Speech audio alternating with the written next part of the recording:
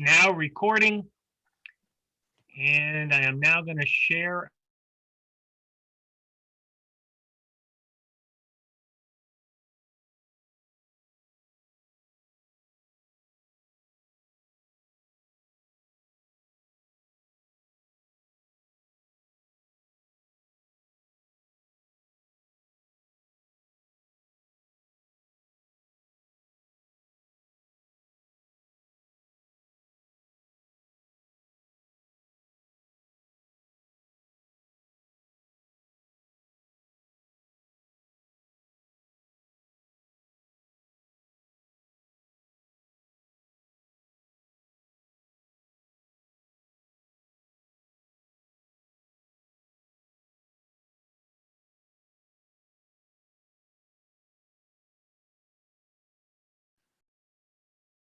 We look forward to working with you over the next 50 minutes or so. And Bernie, we are ready for the next slide. This afternoon, we want to talk briefly with you about where Rotary and the Rotary Foundation's #1 humanitarian priority, the eradication of the incurable wild polio virus, is, what it does, and urge you to support our efforts because we desperately need it to finish this job. We want to tell you today how we got here, in my opinion, of why we must finish, and hopefully we'll address all 4 points on this slide. We're making progress, and with a little luck, we'll have our last case in the 2 endemic countries, Afghanistan and Pakistan, by late 2022 or early 2023. We then have the 3-year certification period of the World Health Organization. So our new goal is now 2026. Unfortunately, we've had to change that time frame many, many times over the years for reasons beyond our control. And as most of you know, that 3-year period actually became 4 years in Nigeria just a few years ago. I think most of you are aware that Rotary and its partners are currently doing preventative inoculations to approximately 450 million children in 50 additional countries each year, where we haven't had a polio case in years, but we know that polio is there because of World Health Organization testing. The World Health Organization created and operates 146 labs where they do environmental and polio testing daily. This testing is done by trained health professionals and volunteers in the country where the polio virus is present. If you will bear with me, I think just a little history lesson may be helpful. One of the earliest historical reports I've seen on polio contained a sketching of an Egyptian priest with a withered leg in the early 1500s. I think all of you know that polio is incurable, it can kill, and it can paralyze. Through the centuries, it's done both. Rotary became officially involved in the late 1920s when the Rotary Board of Directors created a standing committee to help the world rehabilitate the victims of polio. In the 1930s, Rotary gave up one of its first grants, $500, to the International Society for Crippled Children. In other words, Rotary, which is 115 years old, has been involved in the rehabilitation of the victims of polio or the eradication of the incurable virus that causes it for 90 years of our 115-year history. Again, just to keep us all on the same wavelength, in 1979, we awarded the very first Rotary Foundation 3H grant to the Rotarians in the Philippines to immunize their 6 million children against the wild polio virus. They were successful because in part of that success, Rotary granted the PolioPlus program in 1985. In 1988, our very first polio fundraising campaign ended, and we were fortunate enough to raise 100 million more than our $120 million goal.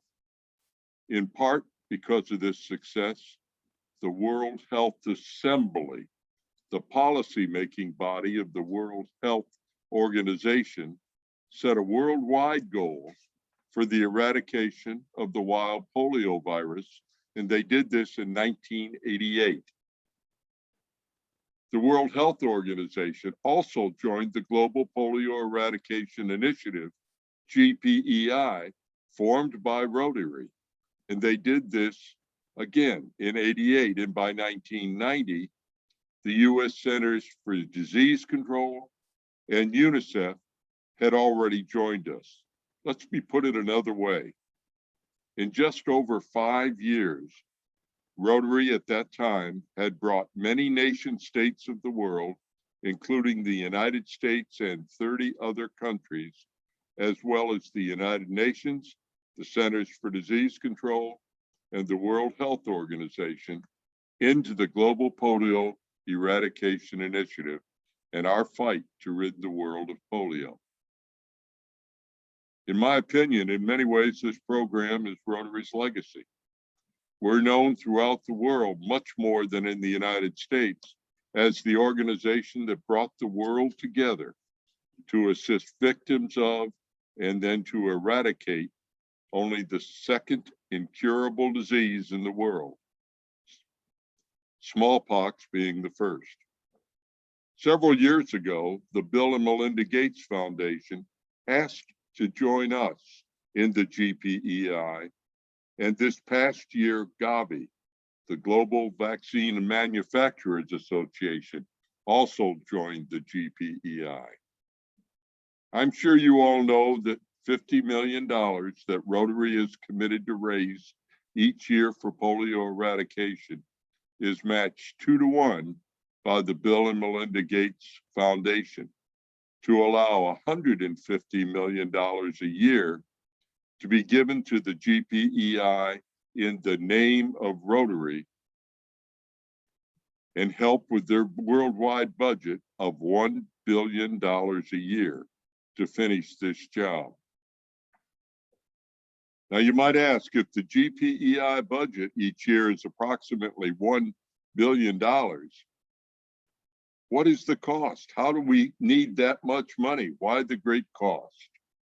Well, first, there's the cost of vaccine, both oral and injectable, at a little over $2 a dose.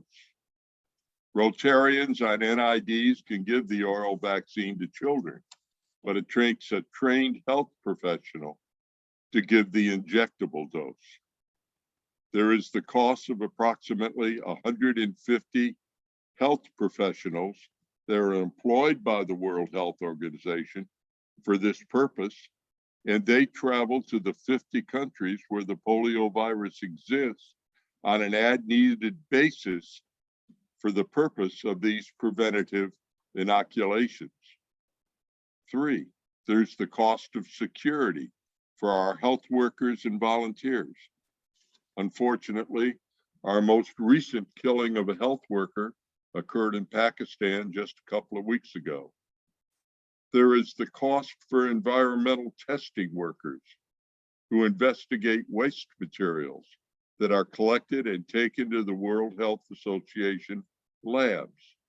These labs can determine the DNA of the virus and to be sure the appropriate vaccine is given for the area in which we're giving the dose. 5, there's the unwritten cost of poor governmental infrastructure in the countries where the polio virus is present. And there's a cost of getting the vaccine to the children. Last year, over 1 billion doses of vaccine were given to children of the world in those countries. As you know, we were delayed in our efforts for the past year also by COVID. Our polio staff and volunteers in the African and Asian regions were unable to hold vaccination camps. They were unable to hold national immunization days, and they were unable to go house to house with our inoculation programs. So as we've done for both the Ebola and SARS outbreaks in those countries, we paused our polio programs and assisted with the COVID outbreaks in the regions. Rotary's polio eradication program was the dream of Rotary International President Sir Clem Renouf over many years ago. And we've been involved, I believe, for a long time. And through that involvement, we've lived up to the 10 little words of Mother Teresa that were given to us by Rotary International President Jim Lacey during his term in office. Those words, if it is to be, it is up to me. Over the years, as I speak to Rotarians all over this country, Canada, Europe, and the Caribbean island countries, I paraphrase that statement a wee bit to fit our legacy. If it is to be, it is up to us. Let me ask you a couple of questions. Do we, Rotary, want to be known throughout the world as the organization that started a program to eradicate the incurable polio virus from the face of the earth and failed? Does a member of the Rotary family ever go back on his or her commitment? But probably more important, should they? Which of us wants to say to the mother of a child who is paralyzed or dies from polio because we weren't there to give the vaccine, I'm sorry, but we decided we'd been doing this long enough and we wanted to move on. We got tired. We've got other programs we feel we want to be involved in. I sure don't want to be that individual. Do you? Ladies and gentlemen, we will successfully finish our PolioPlus program. We will succeed. And I believe we will all be very proud of our legacy. Thank you. And let me turn this over to InPolio Now coordinator, Chuck Davidson, who will discuss with you some of the most asked questions he and I receive as we go around the districts. Chuck? Thank you, Rocky. Appreciate that very much. And as you participants on this call go out and brief your clubs and your districts on polio, making the case in meetings and the like, those are the major points that Rocky just covered that explains the what, the who, the why, and the when. But at the end of your presentation, you are going to get asked questions. And it's worthwhile, I think, to understand what the answers would be to the most asked questions. In my presentations over the time, I have discovered that these are the three most asked questions. Next slide, please. The first one is this: what is it that caused that increase in the wild polio cases in 2019 and 2020? The graph right here is very clear, I think. It showed that we were going along the last 3 years of something under 40 cases for the year long. And suddenly in 2019, the cases jumped all the way up to 178. And in 2020, they were still at 140. You can see that most of those cases were in Pakistan, but certainly an appreciable number were in Afghanistan as well. What caused this increase? You will get asked these questions. I'll give you the bottom line up front. It's sitting down there at the bottom of the slide. It's quite simple in a way. It says the lack of access to vaccinate was the main culprit. That exactly is why those cases went up in 2019 and 2020, because we were unable to get the vaccine to the kids who needed it in Pakistan and Afghanistan. There were several reasons. One, an interesting misinformation campaign that took place in Pakistan that sent many people to the hospital because they feared that they were going to get some effect due to the polio vaccinations. Two, the shootings that Rocky mentioned in both Afghanistan and Pakistan, as he pointed out, one only 2.5 months ago, in which 3 polio workers were unfortunately killed while doing the vaccinations. The fact that the Taliban controls some of those areas in which these vaccinations are being attempted, and they have very specific requirements as to what can be done. For example, they don't like door-to-door inoculations. They want to bring everybody out into the middle of a square and inoculate them there. Finally, of course, COVID-19. That certainly caused a pause on making vaccinations because of other safety concerns. Lack of access, in fact, that was the main culprit. Next slide, please.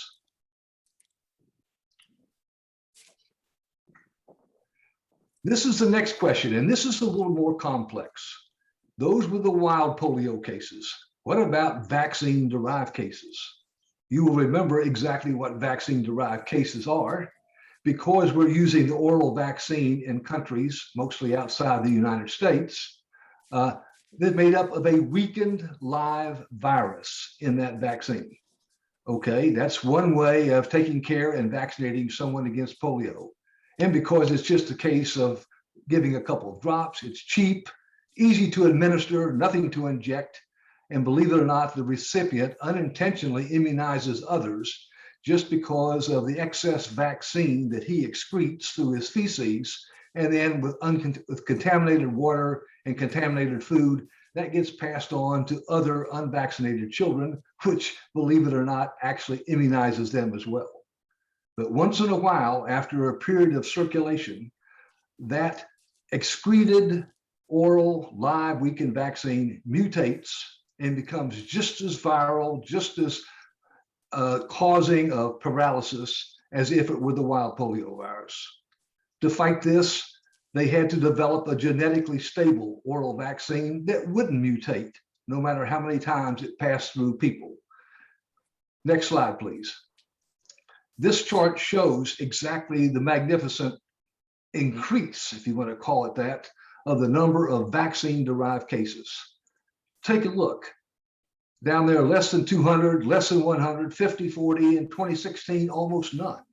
And then suddenly it took off, where we had over 1,000 cases of polio in 2020 caused by vaccine-derived mutation of the virus in that vaccine. The reason is because in 2016, the World Health Organization said we should stop using the vaccine for type 2 polio because it's been declared eradicated since the year 2015.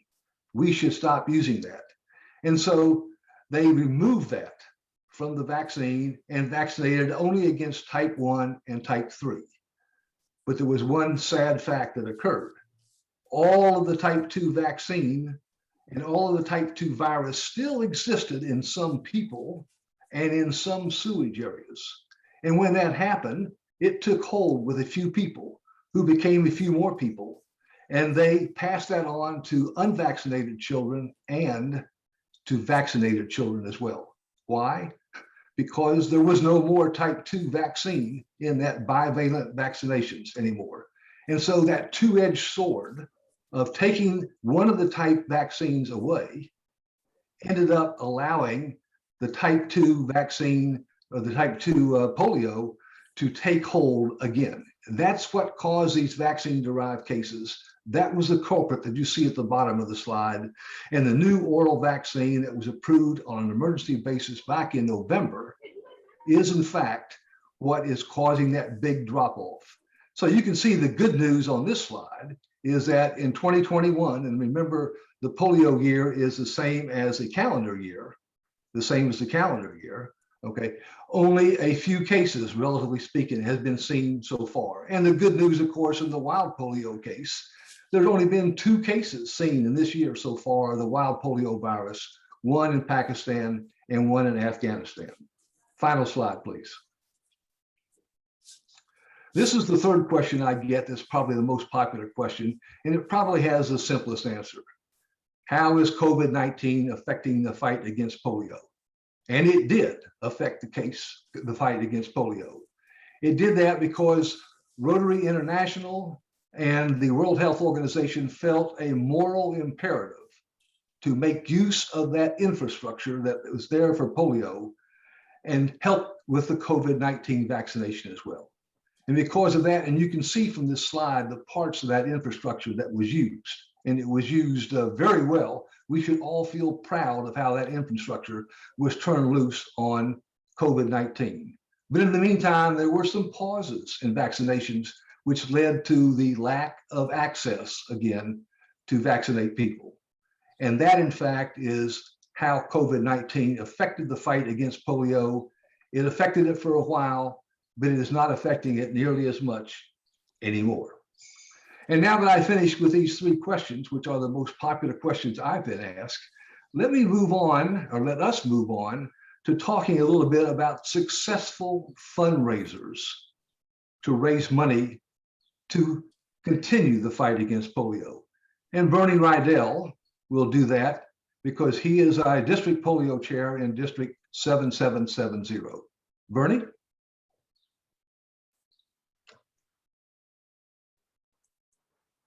Bernie, you're on mute. Thank you, Lou. Yes, let's talk about successful fundraisers that every district in our zone, every district can do. And what I've done is I've looked at three, just so we can highlight those. In District 7630, they have a program called Take Out Polio, a PIN fundraiser. We're going to look at that.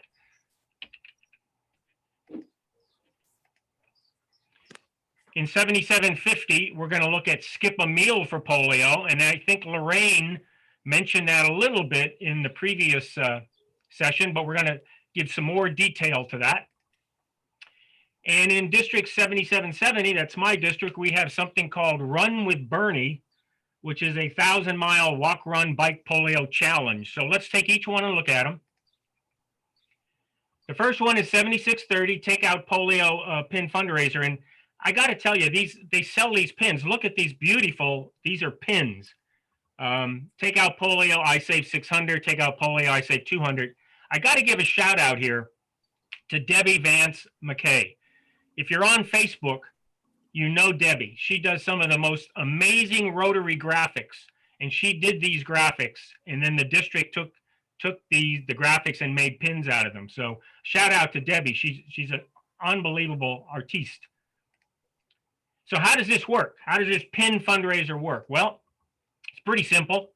You purchase the pins from John Nanny, and you pay $2 a pin plus shipping. So that's a good start.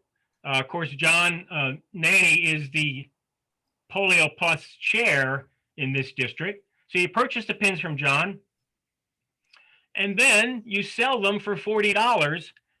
And after July 1st, John tells me you're going to sell them for $48. And we'll get into that because of the change to the World Fund match. So let's look at how this works. Okay. So watch what happens here. Now, I know they mentioned about the matching, but I'm just going to go through this quick, just in case you don't realize what happens with the magic of the match. This is the best case scenario. I save 600. Watch. So you put in $48 cash. The Gates doubles that with $96. That's $144. If your DRFC decides to match that cash, there you go. DDF, $48. Here's where the change comes in effective July 1st. July 1st, the World Fund will only go 50 cents on the dollar. It's been a dollar for dollar. So it drops down to 24. Here comes Bill and Melinda Gates again. They're going to match all of that, double it. 144. You get a total of $216. And there's a total, if you take them both and add them up, you get $360. And according to John Nanny, at 60 cents a dose, you have just saved the lives of 60 children. Hence, the I Save 600. Now you can do if your DRFC doesn't want to do the match, there's a cash only option. And here it is. You can see cash $40. Gates matches is $80, $120. and you divide by 60, you get 200 saved. So that's how you get to the two pins, the 600 and the 200. So let's see how successful they've been in this district. So that's 7630 who came up with this. That's John's nanny's district. So far this year, they have raised $20,000. And if you do all the matching, that comes out to $180,000. However, look at this district. Look at District 5010. It's even better than John's. Does anybody know what 5010 is? It's Alaska. Alaska has raised $25,000, 225 total for polio up in Alaska. So here's some other districts that have, we don't know the actual results yet. They bought the pins, so we know they're going to have dollars to report. And look at the bottom one. Even over in Nuremberg, Germany, John has sold pins to a club over there. So it's international, this project. So there he is. If you need to find out more information on this fundraiser, contact John. As I said, he's the PolioPlus chair. There's his email. At the end, I'm going to show you, we have a Zone Foundation Dropbox, and I'll give you the address. It's at the end. So all this will be on the Dropbox. Now, this is what Lorraine mentioned, District 7750, skip a meal for polio, but I'm going to give you a little more information. So the clubs choose one Rotary meeting to give up a meal. And what they do, and think World Polio Day here. That's a great time to do it, is that week, to get a club to do this. So the members are asked to contribute the cost of a family meal. So every menu, so it takes a little planning here. So you want to just don't launch this on the club. You want to do this a couple of weeks in advance, tell them what's coming. And as Lorraine said, if you give over $100, the club is going to use matching points. She's the matching points queen, so you would expect matching points. And the real key, and I've seen this work so many times when I go to visit clubs and we do a fundraiser right at an impromptu one at the end of the meeting. If you ask a member or two ahead of time, that's the week or two ahead of time, ask them to match the pot up to a certain number. It's amazing what happens. You got to do it ahead of time. They got to be aware and they got to agree. And you know the members that would probably do this. So she mentioned to have some fun, have door prizes, get gift cards, certificates, etc. Make that meeting a very fun, enjoyable meeting.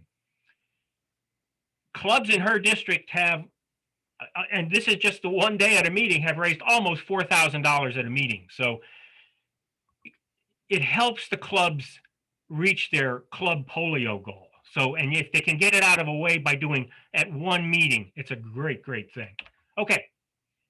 More information, there's Lorraine, there's her email address.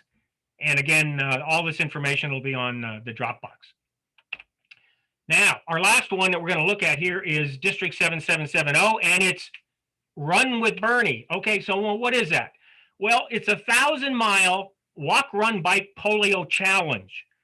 So I did something last year. I did a 500-mile challenge, but this is going to be much better because last year I did 500 miles and I did all the work. I had to run the 500 miles. I had to get the contributions. This year, we're going to do it a little different. This 1,000 miles, by the way, goes from July 1st to World Polio Day, October 24th. So what it really is, this Run with Bernie, is it's a competition. We're asking every club in our district, we have 77 clubs, to register at least one team.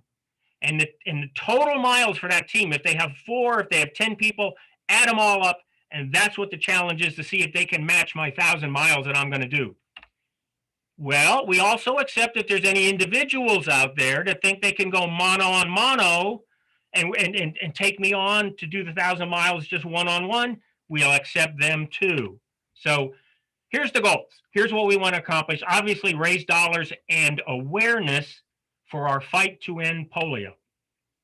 And we want to have fun and just maybe get a bit healthier along with that. So well, how are we going to raise the dollars? Well, we get everybody that participates, we ask them to get pledges.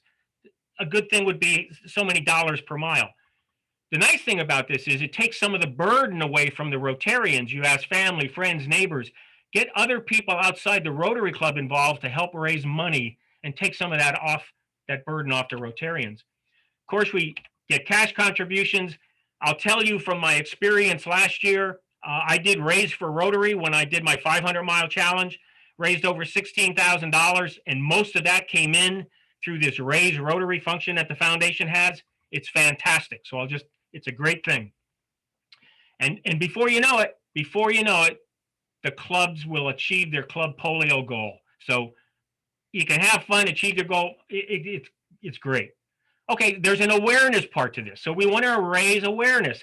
And Juanita is going to talk about this in the following me. But so we want to raise awareness for our fight against polio. Everybody that signs up will receive a free polio t-shirt, a free polio hat, a free polio mask, and the in-demand Bernie on a stick. So everybody's going to get these 4 items. So the idea here is they're going to take them, they're going to have team photos, they're going to have things on social media, they're going to have polio everywhere. They're going to have a good time doing it. It's going to be a lot of fun. And we're going to get some good awareness for polio. We're going to have a celebration at the end of this on World Polio Day. We're going to celebrate. We're going to have awards, team awards, individuals, total dollars raised, total miles. We're going to have a fun time World Polio Day. There you go. I'm there. If you need more information on this, there's my poliod770@gmail.com. All right. Now, I did want to mention there are other fundraisers that go on here. Owen's Odyssey, I think a lot of you know about this, District 7305. Owen, amazing. He was going to walk the Appalachian Trail, just about 2,200 miles in 100 days. Unfortunately, after about 4 weeks and about 425 miles, he became ill. I put his email address up there. If you can, email him some encouragement. That took a lot of courage to set out to do a task like that, to raise money for polio. Jot down his email address. Again, it's all going to be on Dropbox, and send him some encouragement, because what he did was he suspended it. He didn't stop it. We have another program called Pass the Grits. This was really good. This is a Zoom. This was all done via Zoom, a Zoom night of cooking together. And they had a special version of Zoom. They had the smell option. They ordered the smell option in Zoom so that as people were cooking, they could actually smell it if they were on the Zoom. Okay, all right. Next, there's a telethon. 3 districts got together, 7600, 7630, and 7730. And they did a 4-hour telethon to raise awareness for polio. You can see all that contact information. I'm telling you, you don't have to write it down. The last thing I'm going to say on this is we have a 4-way test for successful fundraisers, and it's a common thread through all of the very successful fundraisers. Watch this. This will make your fundraiser successful. Number 1, is it fun? Don't underestimate, is it fun? 2, will it excite participants and donors? Number 3, will it create awareness, flowing right into Juanita's presentation? And number 4, this is like saying thank you. It's, will donors feel good about what they're giving to polio? There's our Dropbox. You may want to write that down. tinyurl.com/Z33 Foundation. That's where all the things from this from this afternoon will be. And now I bring to you the next presenter is Juanita. Thank you, Bernie. We're going to talk a little bit about public awareness. Bernie gave you lots of ideas about maybe how to promote individual fundraisers. But I think what we also want to be able to do is make the public aware and understand the importance of our organization and our efforts to eradicate polio. People might know one or the other, but they don't always put us together. And one of the things we want to do is to increase enthusiasm, support, action, and certainly mobilize local knowledge and resources. That's part of why we want people to know who we are. But in order to develop this awareness, we've got to have some strategies of effective communication to reach out to people to have a desired outcome of widespread education about Rotary and polio, so that people have increased knowledge, can support us financially, or even possibly help with volunteer efforts. And one of the effective strategies that's shown here is the use of posters. And as ancient as that might sound, the use of posters is very effective. There's a variety of posters shown here. And some of you might remember a number of years ago, districts were asked to have members sign polio posters for display at a Rotary Zone Institute. So what else can you do with those posters? Other than helping Rotarians raise their awareness, we want people in our community to also have a raised awareness. So you can take those posters. Some districts have done is taking it to a baseball game. You can take it to a library. You can take it to a post office. You can take it to your schools. And I thought this one was kind of interesting. Take it to your farmer's market. This is the time of year that people are starting to go to farmers markets. So that might be one unusual location to do that. Hosting a presentation in the community, someone else is hosting it, having posters there raises awareness. And I'm sure you've experienced the same thing I have, which is people come up to you and say, polio, where is that? Especially in the schools where there's very young people. And so what a great opportunity to be able to talk a little bit about polio and explain how Rotary and polio are connected. Another, certainly co-hosting an event with another organization where you can bring posters is certainly a possibility. Next slide, Bernie, please. One of the great ways to me is taking our message on the road. And I'm sure many of you have been to, before COVID, Rotary events where you've seen a vehicle there. I know I have, and it absolutely catches your attention. Driving the message everywhere you go with these vehicle wraps, from cars to vans to trucks to trailers. It's a memorable way to spread our message. It's a powerful branding and marketing tool that is attention grabbing. And when you're on the road, obviously you're reaching a wide audience. It's mobile exposure, cost effective. I didn't know this. I had to look it up, but it costs less to wrap a vehicle than long-term advertising campaigns. It's anywhere from $2,500 to $5,000 on an average. Now, I'm sure that trailer there was not the average, but cars and smaller vehicles are ways to do that. And it provides some protection for your vehicle. The underneath is still going to look good when you take it off, if you take it off. So I think that it's a fun way to get the message on the road. Bernie, next slide, please.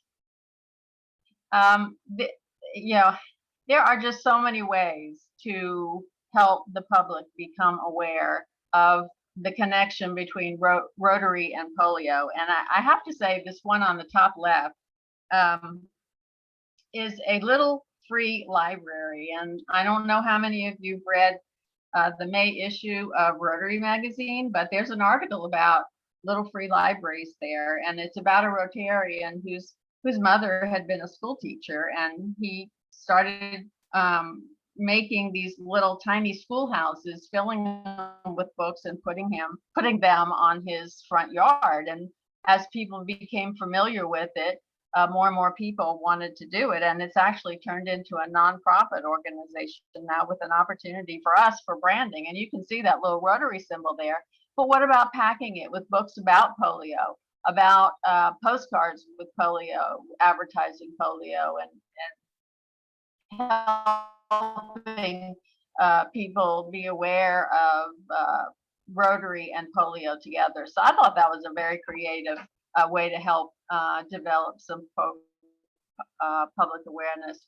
obviously the things that we're used to, but the parade banners, again, this is a lot of it's post-COVID, pre-COVID, but it's coming. You know, we're getting there. We're starting to come out of our cocoons here. So polio banners and T-shirts. I can't tell you how many times I've worn a polio T-shirt, and people have come up and said, same question I mentioned earlier, where's polio? What is it? Especially the young people will ask, what is it? And so, as simple as that might sound, it's a very effective way to help develop awareness. You've got light pole banners you can see in the bottom left there. Many small, especially small communities, will allow those banners to be placed seasonally or maybe even long term to help develop the awareness. Billboards, and Bernie, I know, mentioned the pins. So people ask when you're wearing a pin, what is that? Tell me more. What a great opportunity to help create further awareness. I'll have one more thing I want to share because I know time's short, but I liked this idea by hosting an artisan market. Inviting local artists and designers coming to sell their work, and reserving places at farmers markets, block parties, and conventions, bringing either posters or banners or T-shirts to that market, where you get a different type of audience that maybe you wouldn't find at some of these other events. So Bernie, last slide, please. Oh no, it's not my last slide. Social media.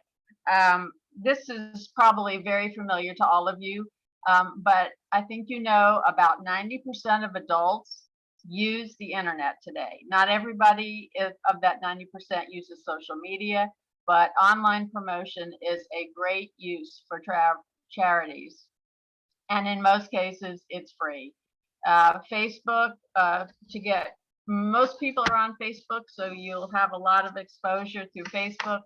Twitter is a great place to have conversations about our cause. Instagram, you can get visual promotion. Pinterest is a way for visual promotion. And of course, YouTube is a great way for video content. So don't forget about social media. I don't think you probably will, but it's one of the more effective tools these days. The more standard is email campaigns, and then non-internet radio promotion and local newspapers. So now we go to the last slide, Bernie, and it's just a summary of ways to promote awareness about Rotary and Rotary's role in polio eradication efforts, hosting presentations in the community. And I've talked about most of those, so you can just scan those. And, you know, in the end, use your creativity. The ideas are absolutely endless, and it's a matter of just finding and looking for ways to help promote the public awareness. So with that, I thank you, and I'm going to pass it on to the next slide for questions and answers. Thank you, Juanita. Appreciate that very much. I cannot say that we have been overwhelmed by questions in the chat box. So we must have answered all the questions, but I do have some questions that have come up, and two actually were passed to me by telephone by somebody said their chat box was not working. So you won't find it there, but let me repeat it for you, please. And this one I'll address to Rocky, if you will. What is the one best answer, Rocky, when someone says, I want my charitable dollars to only go to local projects? Gosh, I really appreciate you giving me that one, Chuck. Unfortunately, that is the pervasive feeling amongst a lot of Rotary clubs, that we are only working in our communities. How many of you know how much money we spend on preventative polio vaccinations in this country every year? Anybody have an idea? What if I told you your tax dollars are spending about $850 million a year to vaccinate children under 5 years old in this country every year. If we eradicate this, that's a little bit of money that can go back into your community also. But the answer, I think, to the question is people have to understand that polio is very, very local. We don't do what I just said with $850 million. It's just a plane ride away. Thank you, Rocky. On that same phone call that I got, the question is, and I will address this to myself, and the question was, are we still vaccinating children in the United States? And the answer I can tell you right now is absolutely. If your child is born in a US hospital or taken to a US doctor for postnatal care, if that happens, he or she is going to be vaccinated against polio as a part of all of the other vaccinations that child gets, unless you as parents opt out. So unless you opt out of this vaccination, your child is going to be vaccinated against polio. It is the injectable dead virus, the polio virus. We have not vaccinated anybody in the United States by oral vaccine since the year of 2000. Thank you, Chuck. Okay, let me ask another question if I could. I'm going to ask this one to as a follow-on, I think, to Juanita, and that is, Juanita, one of the things you said implied to me that we actually have a better understanding by the American public today of the problems associated with the spread of polio virus because of COVID-19. I think I heard you say something to that effect, that that was the case. Just how significant a matter do you think that is? Do you think our efforts will be a little easier on public awareness because people now understand the problems with the spread of a deadly virus? Juanita? I would think yes. I don't know that there's a great understanding of how Rotary has been involved with COVID, but there is a clear connection with the strategies. And I think that way is where people will put the two and two together through the awareness techniques that, yes, as a result of what we've done with COVID, there would be an increased awareness through polio. Was that your question? That is my question. Thank you, Juanita. This next question has actually come in by the chat box, and I'm going to direct it to Rocky, and that is, how long will polio efforts continue, Rocky, after polio is declared completely eradicated? Our date right now is 2026, when we will probably be finished with what we're doing. But I've got to tell you, at one time, as many of you know, that date was many, many years ago. As things happen, it changes the dates. We are learning with COVID. I'll follow up with what Juanita just said. We're learning with COVID that every time we turn around, there could be another variant coming. We've had those variants with polio for a long time. We've changed our vaccination methods. And in the labs right now, we can tell the DNA of what that variant is and the kind of vaccination or treatment we need. So I'm hoping that by 2026, we'll just be able to go back to the way we were in Rotary when Chuck and I first joined in 1905. And that was simply 3 ways to give: annual fund, endowment fund, and polio. And we'd probably add a 4th one for designations now of funds. But that's the way it was. We didn't have the campaigns, and I'm hoping by 2026 we'll be through with the polio campaigns. Thank you, Rocky. Appreciate that. Let me simply say now, I see our time is with 1 minute of being up. So let me simply say thank you to, first of all, the team of the 4. That's Rocky, Juanita, Bernie, and also myself, for providing the program information on this particular session.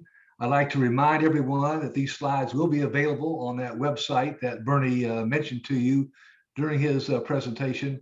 And I have to give Bernie some dual thanks. I'm sorry about this, Bernie, but you not only were making your presentation, but you were having to, at the same time, with the help of your Lynn, I know, you were having to be the techie that was making sure that everybody was on schedule, the right slide was up at the same time. You did double duty, and that's very difficult for a person who has trouble doing two things at one time. So Bernie, thank you so much. I appreciate that. And let me give the applause to all of you 30-some people that were on this particular call. We appreciate your attention. Thank you very much. Bernie, back to you. I guess thank you, Chuck. Okay, yes, and I want to thank Lynn. Lynn has done an amazing job, Lynn Kelly. So she's covered for me. As you know, I need a lot of covering, so she's done a great job. So, okay, I'm going to stop the recording and see everybody back at 4 o'clock for our last session. Bye.